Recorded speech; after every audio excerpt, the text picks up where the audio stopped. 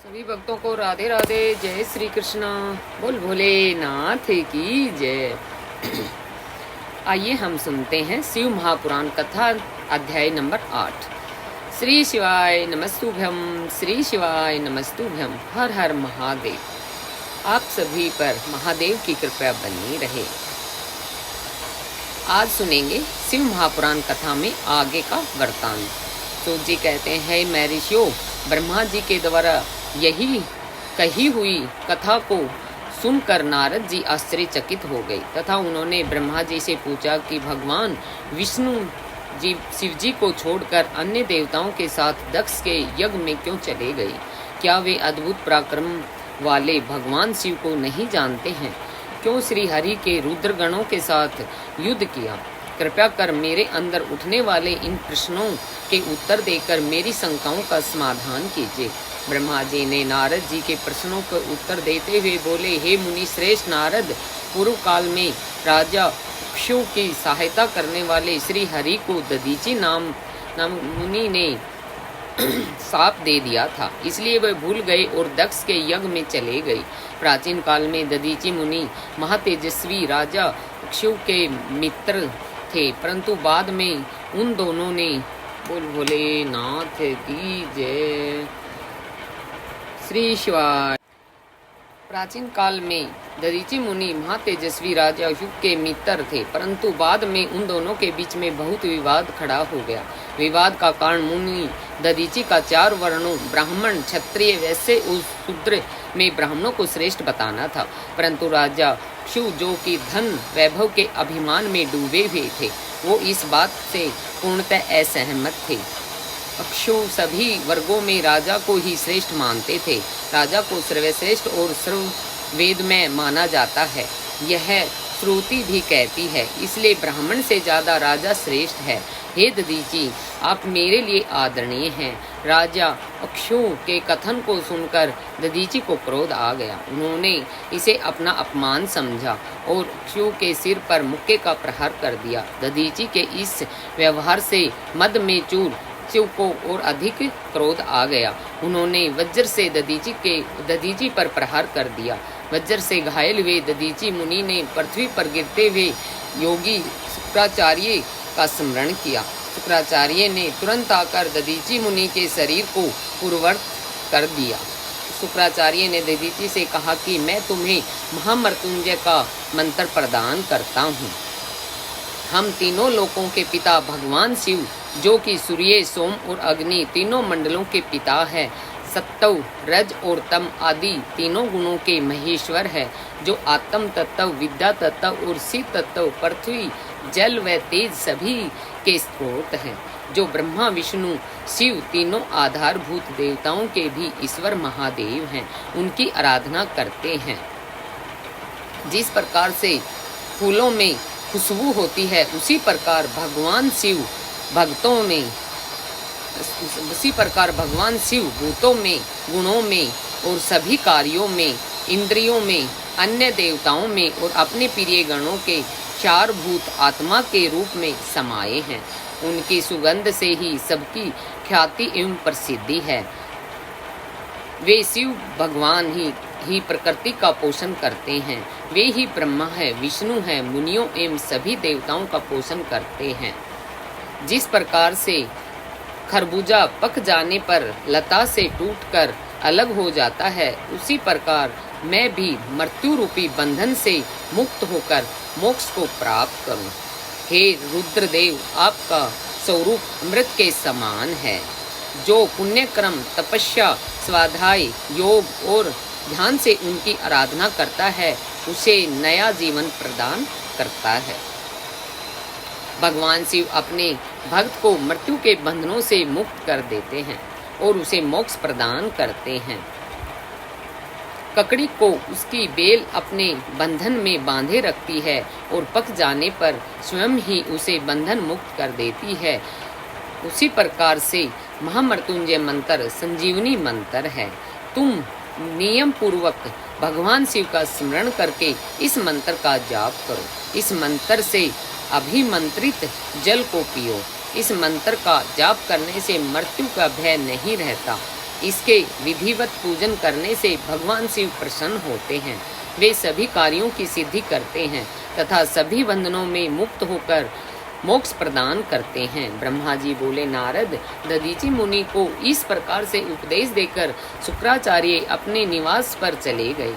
उनकी बातों का दधीचि मुनि पर बड़ा ही प्रभाव पड़ा और वे भगवान शिव का स्मरण कर उन्हें प्रसन्न करने के लिए तपस्या करने वन में चले गए। वन में उन्होंने प्रेम पूर्वक भगवान शिव का चिंतन करते हुए उनकी तपस्या आरंभ की। दीर्घ काल तक वे महामृत्युंजय मंत्र में जाप करते रहे। उनकी इस निस्वार्थ भक्ति से भक्त वत्सल्य भगवान शिव प्रसन्न होकर उनके सामने प्रकट हो गए। बोल भोलेनाथ की जय।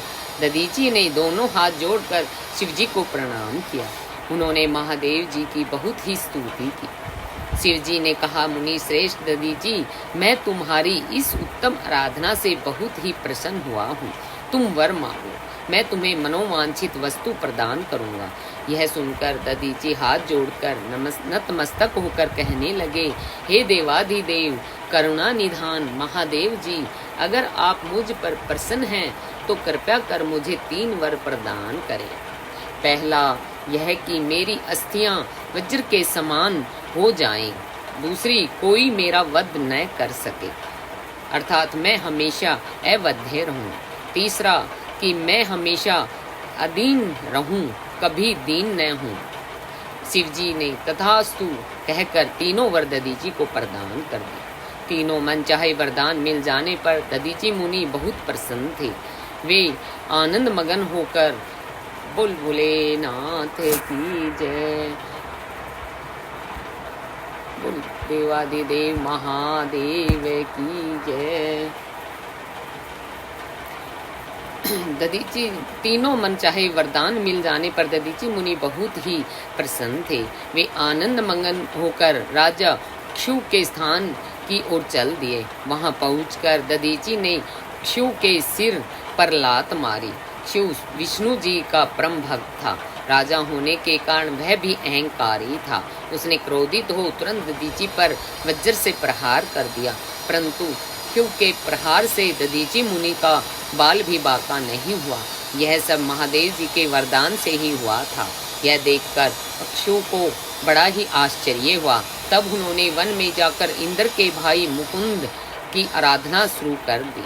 तब विष्णु जी ने प्रसन्न होकर शिव को दिव्य दृष्टि प्रदान की। शिव ने विष्णु जी को प्रणाम कर उनकी भक्ति भाव से स्तुति की। तत्पश्चात शिव बोले, भगवान मुनि श्रेष्ठ दधीचि पहले मेरे मित्र थे, परंतु बाद में हम दोनों के बीच में विवाद उत्पन्न हो गया। दधीचि ने परम पूजनीय भगवान शिव की तपस्या महामृत्युंजय मंत्र से कर उन्हें प्रसन्न किया है तथा अवध्य रहने का वरदान प्राप्त कर लिया है। तब उन्होंने मेरी राजसभा में मेरे समस्त दरबारियों के बीच मेरा घोर अपमान किया है। उन्होंने सबके सामने मेरे मस्तक पर अपने पैरों से आघात किया है। साथ ही उन्होंने कहा है कि मैं किसी से नहीं डरता। भगवान मुनि दधीचि को बहुत घमंड हो गया है। ब्रह्मा जी बोले, नारद, जब श्री हरि को इस बात का ज्ञान हुआ कि दधीचि मुनि को महादेव जी द्वारा अवध्य होने का आशीर्वाद प्राप्त है, तो वो कहने लगे कि क्यों महादेव जी के भक्तों को कभी भी किसी प्रकार का भी भय नहीं होता है। यदि मैं इस विषय में कुछ करूं तो दधीचि को बुरा लगेगा और वे साप भी दे सकते हैं। उन्हीं दधीचि के साप से दक्ष यज्ञ में मेरी शिवजी से पराजय हो गई। इसलिए मैं इस संबंध में कुछ नहीं करना चाहता, परंतु ऐसा करूं जरूर करूंगा जिससे आपकी विजय प्राप्त हो। भगवान विष्णु के ये वचन सुनकर राजा चुप हो गए। ब्रह्मा जी बोले, नारद, श्री हरि विष्णु अपने प्रिय भक्त राजा शिव के हितों की रक्षा करने के लिए एक दिन ब्राह्मण का रूप धारण करके दधीचि मुनि के आश्रम में पहुंचे। विष्णु जी भगवान शिव की आराधना में मगन रहने वाले महर्षि दधीचि से बोले कि हे प्रभु, मैं आपसे एक वर मांगता हूँ। दधीचि श्री विष्णु को पहचानते हुए कहने लगे, मैं समझ गया कि आप कौन हैं और आप क्या चाहते हैं, इसलिए मैं आपसे क्या कहूँ। हे श्री हरि विष्णु, शिव का कल्याण करने के लिए आप यह ब्राह्मण का वेश धारण कर आए हैं। आप ब्राह्मण वेश का त्याग कर दें। लज्जित होकर भगवान विष्णु अपने असली रूप में आ गए। महामुनि दधीची को प्रणाम करके बोले कि हे महामुनि, आपका कथन पूर्णतः सत्य है। मैं यह भी जानता हूँ कि शिव भक्तों को कभी भी किसी भी प्रकार के कोई भी भय नहीं होता है, परंतु आप सिर्फ मेरे कहने से राजा क्षु के सामने यह कह दें कि आप राजा क्षु से डरते हैं। श्री विष्णु की यह बात सुनकर दधीची हंसने लगे। हंसते हुए बोले कि भगवान शिव की कृपा से मुझे कोई भी डरा नहीं सकता। जब कोई वाकई मुझे डरा नहीं सकता तो मैं क्यों झूठ बोलकर पाप का भागी बनूं। दधीची मुनि के इन वचनों को सुनकर विष्णु जी को बहुत अधिक क्रोध आ गया। उन्होंने मुनि दधीची को समझाने का बहुत कोशिश की। सभी देवताओं ने श्री विष्णु का ही साथ दिया। भगवान विष्णु ने दधीची मुनि को डराने के लिए अनेक गण उत्पन्न कर दिए, परंतु दधीची ने अपने सत से उनका भस्म कर दिया। तब विष्णु ने वहां अपनी मूर्ति प्रकट कर दी। यह देखकर दधीची मुनि बोले, हे श्री हरि, अब अपनी माया को त्याग दीजिए। आप अपने क्रोध और अहंकार का त्याग कर दीजिए। बोल विष्णु भगवान की जय।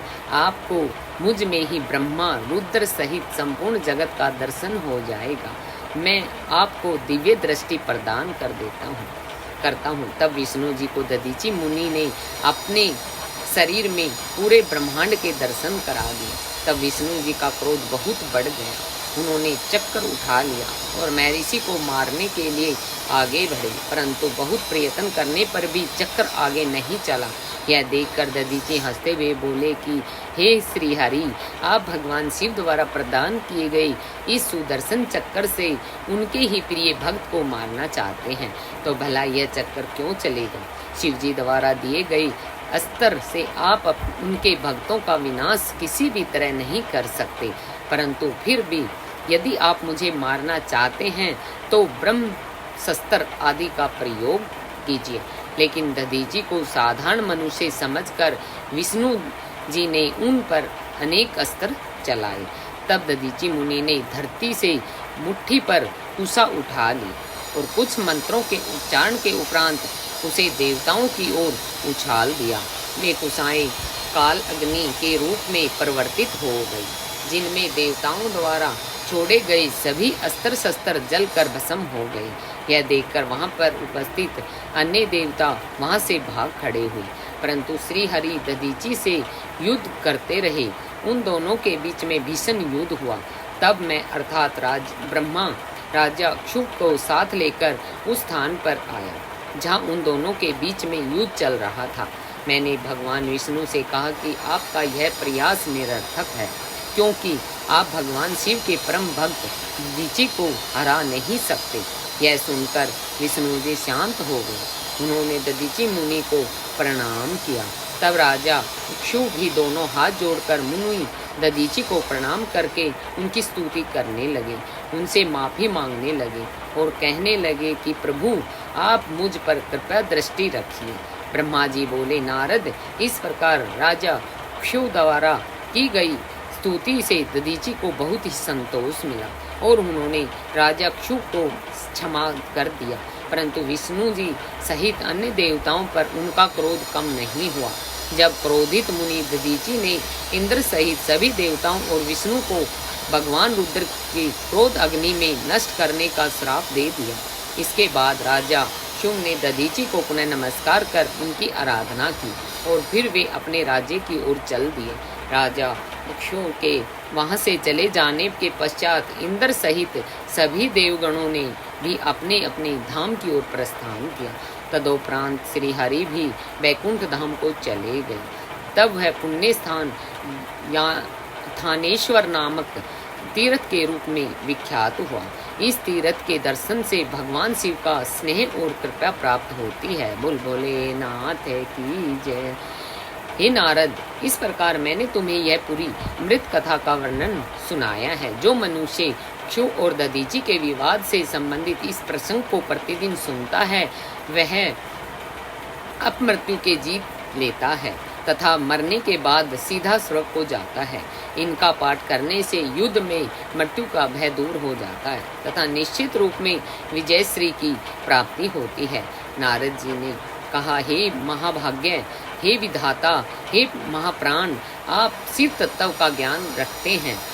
आपने मुझ पर बड़ी ही कृपा की जो इस अमृतमयी कथा का स्मरण मुझे कराया है। मैं आपका बहुत धन्यवाद करता हूँ।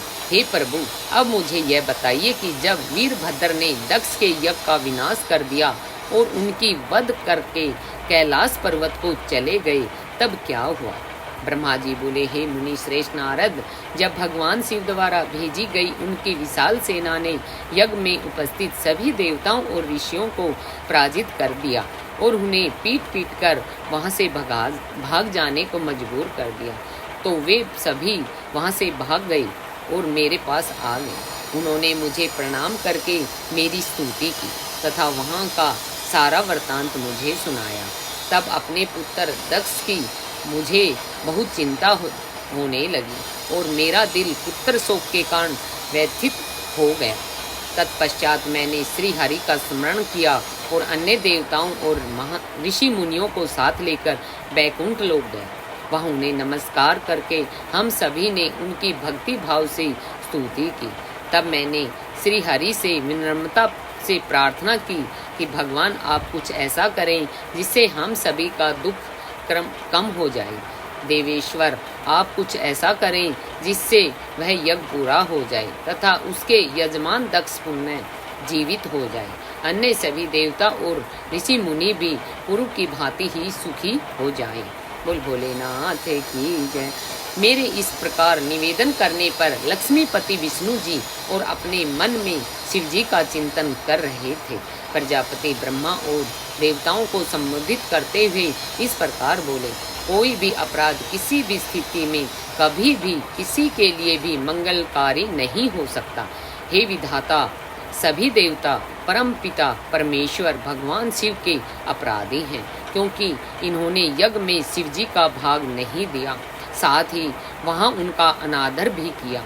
उनकी प्रिय पत्नी सती ने भी उनके अपमान के कारण ही अपनी देह का त्याग कर दिया। उनका वियोग होने के कारण भगवान अत्यंत ही रुष्ट हो गए। तुम सभी को शीघ्र ही उनके पास जाकर उनसे क्षमा याचना मांगनी चाहिए। भगवान शिव के पैर पकड़कर उनकी स्तुति करके उन्हें प्रसन्न करो, क्योंकि उनके कुपित होने से संपूर्ण जगत का विनाश हो सकता है। दक्ष ने शिव के लिए अपशब्द कहकर उनके हृदय को विदीर्ण कर दिया, इसलिए उनसे अपने अपराधों के लिए क्षमा मांगो। उन्हें शांत करने का यही सर्वोत्तम उपाय है। वे भक्त वत्सल हैं। यदि आप लोग चाहे तो मैं भी आपके साथ चलकर उनसे क्षमा याचना करूंगा। ऐसा कहकर भगवान श्री हरि, मैं और अन्य देवता एवं ऋषि मुनियों और कैलाश पर्वत की ओर चल दिए। कैलाश पर्वत पर बहुत ही ऊंचा और विशाल है। उसके पास में ही शिव जी के मित्र कुबेर का निवास स्थल अलकापुरी है। अलकापुरी महादिव्य और रमणीय है। वहाँ चारों ओर सुगंधित फैली हुई थी।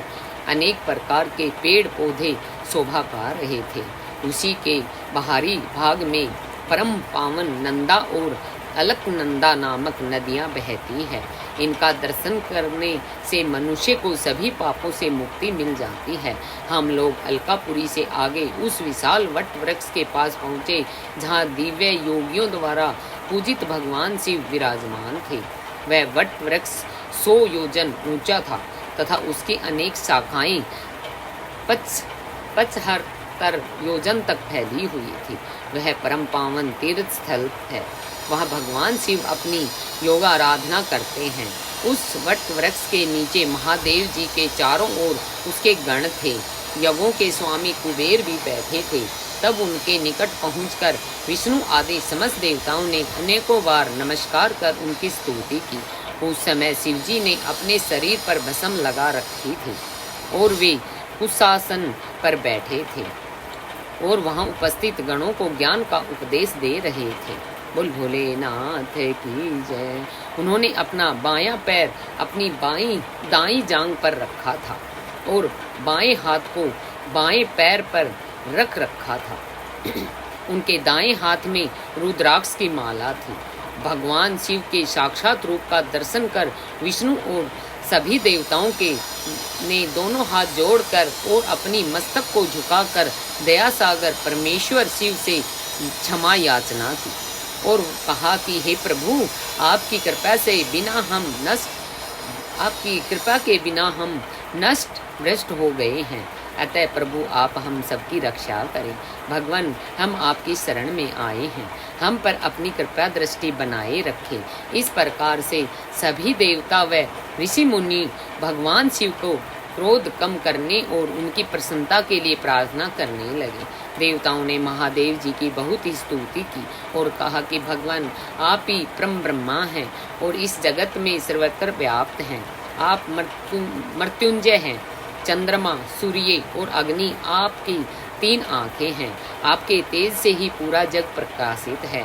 ब्रह्मा, विष्णु, इंद्र और चंद्र आदि देवता आपस में ही उत्पन्न हुए हैं, आपसे ही उत्पन्न हुए हैं। आप ही इस संसार का पोषण करते हैं। भगवान, आप करुणामय हैं, आप ही दुष्टों का संहार करते हैं।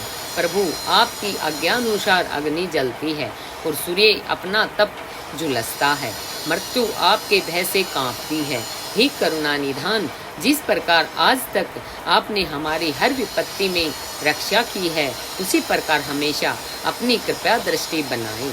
भगवान, हम अपनी सभी गलतियों के लिए आपसे क्षमा मांगते हैं।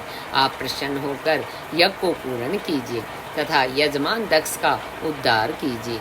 वीरभद्र और महाकाली के प्रहारों से घायल हुए सभी देवताओं व ऋषियों को आरोग्य प्रदान करें, उन सभी की पीड़ा को कम कर दें। हे शिव जी, आप प्रजापति दक्ष के अपूर्ण यज्ञ को पूर्ण कर दें और दक्ष को पुनर्जीवित कर दें। भृगु ऋषि को उनकी आंखें, पूषा को दांत प्रदान करें। साथ ही जिन देवताओं के अंग भ्रष्ट नष्ट हो गए हैं, उन्हें ठीक कर दें। आप सभी को आरोग्य प्रदान करें। हम आपको यज्ञ में भाग देंगे। ऐसा कहकर हम सभी देवता त्रिलोकीनाथ महादेव के चरणों में लेट गए। पूरा हमारा स्तुति और अनुनय विनय से भक्त वत्सल भगवान शिव प्रसन्न हो गए। शिव जी बोले, हे ब्रह्मा, श्री हरि विष्णु, आपकी बातों को मैं हमेशा मानता हूँ, इसलिए आपकी प्रार्थना को मैं नहीं टाल सकता। परंतु मैं यह बताना चाहता हूँ कि दक्ष के यज्ञ का विध्वंस मैंने नहीं किया। उसके यज्ञ का विध्वंस इसलिए हुआ क्योंकि वह हमेशा दूसरों का बुरा चाहता है, उनसे द्वेष रखता है, परंतु जो दूसरों का बुरा चाहते हैं उसका ही बुरा होता है। अतः हमें कोई भी ऐसा कार्य नहीं करना चाहिए जिससे किसी को कष्ट हो। तुम्हारी प्रार्थना से मैंने तुम्हें क्षमा कर दिया है और तुम्हारी विनती मानकर मैं दक्ष को जीवित कर रहा हूँ, परंतु दक्ष का मस्तक अग्नि में जल गया है, इसलिए उनके सिर के स्थान पर बकरे का सिर जोड़ना पड़ेगा। मेरे गणों द्वारा मारे गए देवताओं के टूटे हुए अंग भी ठीक हो जाएंगे। यह कहकर वेदों के अनुसरण करता परम दयालु भगवान शंकर चुप हो गए। बोल विष्णु भगवान की जय, बोल भोलेनाथ की जय। तत्पश्चात मैंने और विष्णु जी सहित सभी देवताओं ने भगवान शिव का धन्यवाद किया। फिर देव ऋषियों सहित शिव जी को उस यज्ञ में आने के लिए आमंत्रित कर हम लोग यज्ञ के स्थान पर चले गए जहां दक्ष ने अपना यज्ञ आरंभ किया था। उस कनखल नामक यज्ञ क्षेत्र में शिवजी भी पधारे। तब उन्होंने वीरभद्र द्वारा किए गए उस विध्वंस को देखा। स्वाहा, स्वाधा, पूषा, तुष्टि, धृति, समस्त ऋषि, पितर, अग्नि व यज्ञ, गंधर्व और राक्षस वहां पड़े हुए थे। कितने ही लोग अपने प्राणों से हाथ धो चुके थे। तब भगवान शिव ने अपने परम पराक्रमी सेनापति वीरभद्र का स्मरण किया। याद करते ही वीरभद्र तुरंत वहां प्रकट हो गए और उन्होंने भगवान शिव को नमस्कार किया। तब शिव जी हंसते हुए बोले कि हे वीरभद्र, तुमने तो थोड़ी सी देर में सारा यज्ञ विध्वंस कर दिया और देवताओं को भी दंड कर दिया। हे वीरभद्र, तुम इस यज्ञ का आयोजन करने वाले दक्ष को जल्दी से मेरे सामने ले आओ। भगवान शिव की आज्ञा पाकर वीरभद्र गए और दक्ष का शरीर वहां लाकर रख दिया, परंतु उसके सिर नहीं था। दक्ष के शरीर को देखकर शिवजी ने वीरभद्र से पूछा कि दक्ष का सिर कहाँ है। तब वीरभद्र ने बताया कि दक्ष का सिर काटकर उसने यज्ञ की अग्नि में डाल दिया है। तब शिवजी के आदेशानुसार बकरे का सिर दक्ष के धड़ से में जोड़ दिया गया। जैसे ही शिवजी की कृपा दृष्टि दक्ष के शरीर पर पड़ी, वह जीवित हो गया। दक्ष के शरीर में प्राण आ गई और वह इस प्रकार उठ बैठा जैसे गहरी नींद से उठा हो। उठते ही उसने अपने सामने महादेव जी को देखा। उसने उठकर उन्हें प्रणाम किया और उनकी स्तुति करने लगा। उसके दक्ष के हृदय में प्रेम उमड़ गया और उसके प्रसन्नचित होते ही उसका कुलसित हृदय निर्मल हो गया। तब दक्ष को अपनी पुत्री का भी स्मरण हो गया और इस कारण दक्ष बहुत ही लज्जित महसूस करने लगा। तत्पश्चात अपने आप को संभालते हुए दक्ष ने करुणानिधान भगवान शिव से कहा, हे कल्याण में महादेव जी, आप ही इस जगत के आदि और अंत हैं। बोल भोलेनाथ की जय।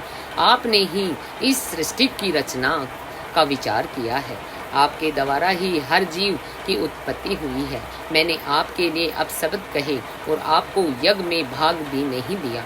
मेरे बुरे वचनों से आपको बहुत ही चोट पहुंची है, फिर भी आप मुझ पर कृपया कर यहाँ मेरा उद्धार करने आ गए। भगवान, आप ऐश्वर्य से संपन्न हैं। आप ही परम पिता परमेश्वर हैं। प्रभु, आप मुझ पर एवं यहाँ उपस्थित सभी जनों पर प्रसन्न होइए और हमारी पूजा अर्चना को स्वीकार कीजिए। ब्रह्मा जी बोले, हे नारद, इस प्रकार भगवान शिव की स्तुति करने के बाद दक्ष चुप हो गए।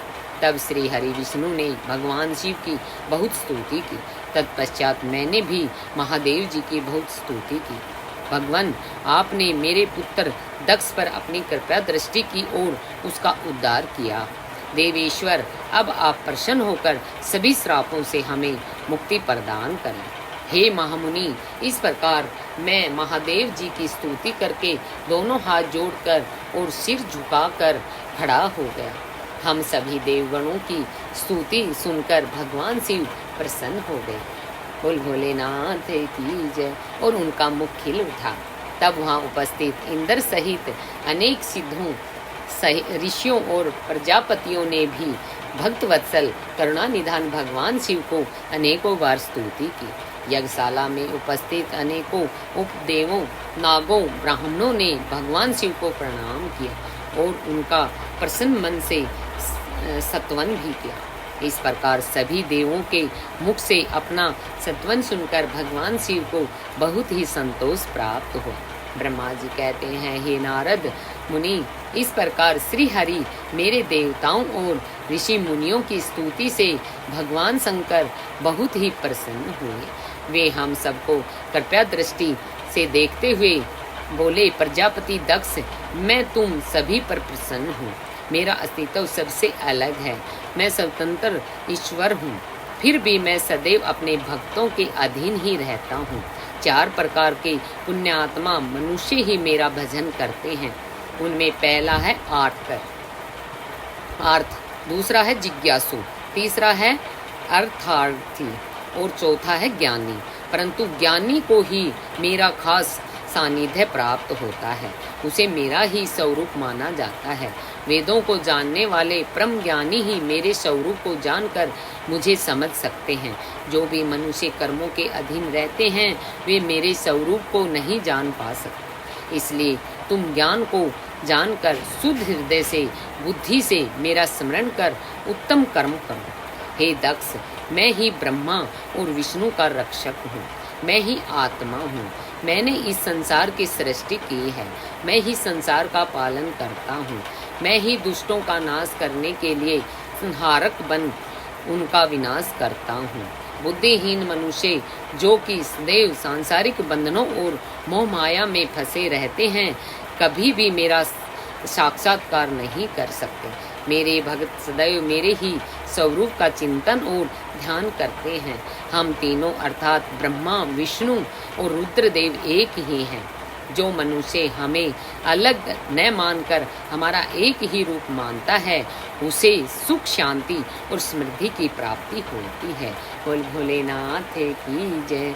परंतु जो अज्ञानी मनुष्य हम तीनों को अलग अलग करके मानकर हम में भेदभाव करते हैं, वे नरक के भागी होते हैं। हे प्रजापति दक्ष, यदि कोई श्री हरि का परम भक्त मेरी निंदा या आलोचना करेगा या मेरा भक्त होकर ब्रह्मा और विष्णु का अपमान करेगा, उसे निश्चय ही मेरे कोप का भागी होना पड़ेगा।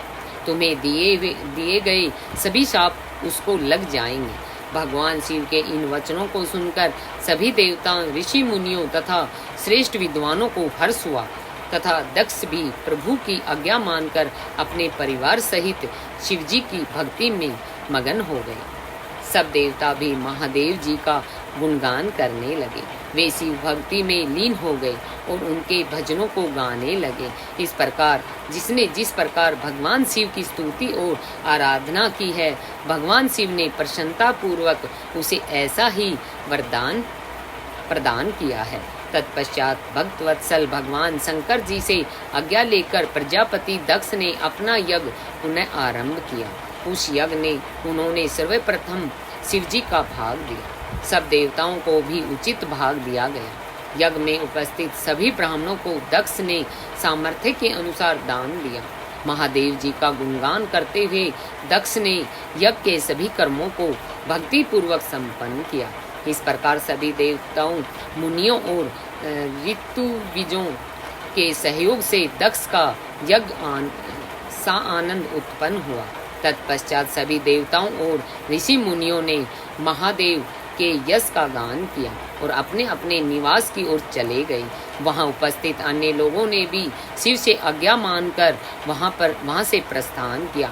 तब मैं और विष्णु जी शिव वंदना करते हुए अपने अपने लोक को चले गए।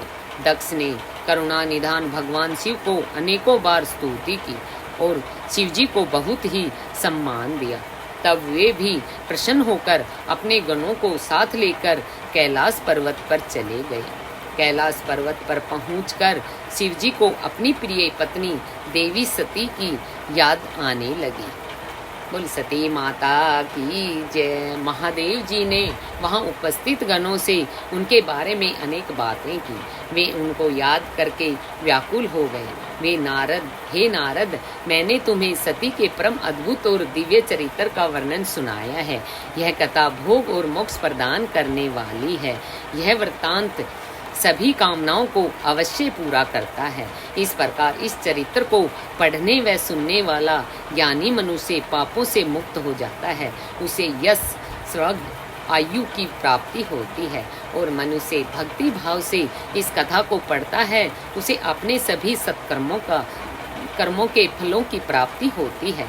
नारद जी ने पूछा, हे पितामह, अपने पिता दक्ष के यज्ञ में अपने शरीर का त्याग करने के बाद जगदम्बा सती देवी कैसे हिमालय की पुत्री के रूप में जन्मी?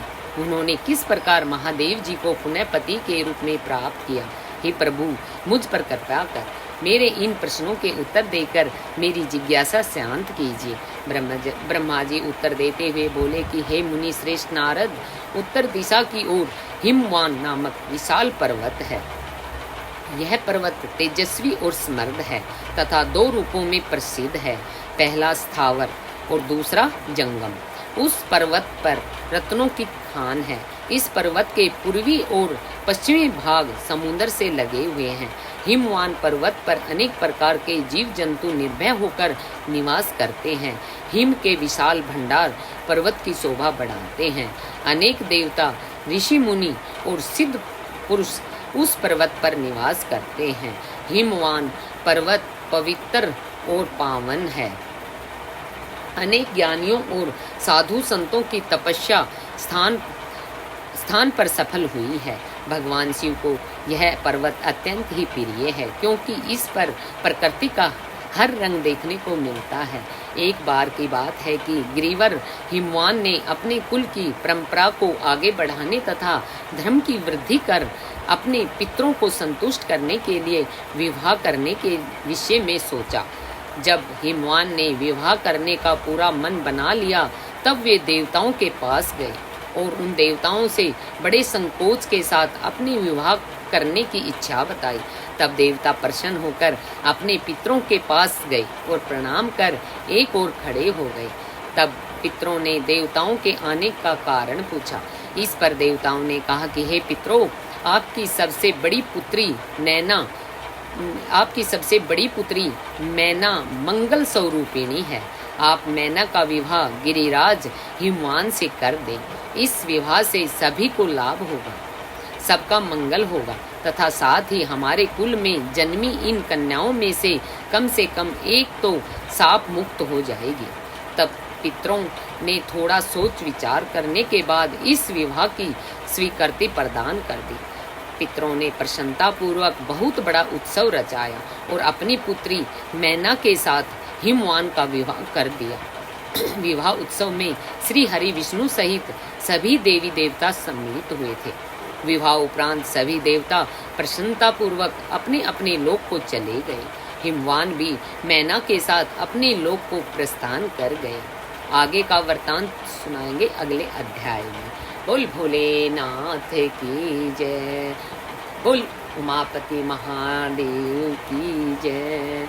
श्री शिवाय नमस्तुभ्यं, श्री शिवाय नमस्तुभ्यं, श्री शिवाय नमस्तुभ्यं।